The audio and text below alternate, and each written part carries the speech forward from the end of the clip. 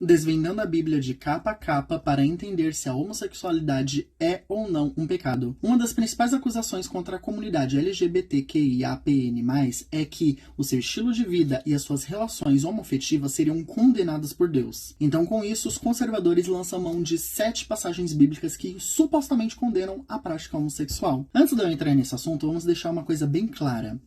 A Bíblia ela só faz sentido para quem é cristão e no Deus cujo aqui dentro é apresentado por eles. Então, se você não é cristão, você não é obrigado a cumprir os mandamentos e ordenanças aqui contidos, ok?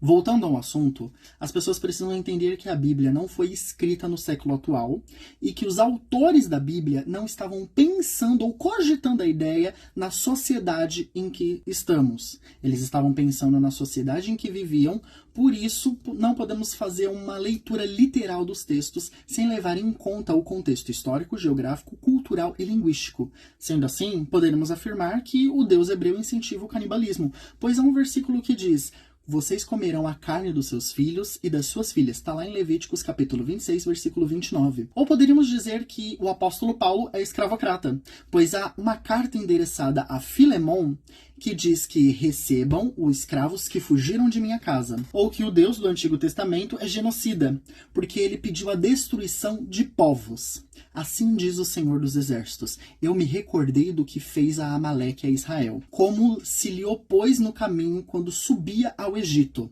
Vá, pois, agora e fere a Amaleque e destrói totalmente a tudo o que tiver, e não lhe perdoes. Porém matarás desde o homem até a mulher, desde o menino até o de peito, desde os bois até as ovelhas, desde os camelos até os jumentos. Está lá em 1 Samuel, capítulo 15, de 2 a 3. Se eu falar isso, logo os estudiosos, teólogos, pastores vão cair matando em cima de mim, dizendo que eu sou um herege e que eu estou tirando o texto fora do seu contexto. Mas quando é para falar dos textos que abordam a prática da questão homossexual, o contexto, a contextualização é simplesmente deixada de lado.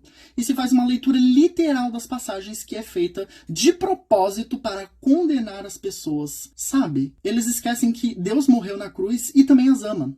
Como cristão que busca primeiro as coisas do reino de Deus e a sua justiça, não devemos permitir que tais textos sagrados sejam usados como um instrumento da propagação do ódio e do preconceito. E são justamente esses princípios de contextualização que horas são usados e horas não são aplicados em que a gente vai entender o verdadeiro significado dessas 7 passagens que vamos abordar neste assunto.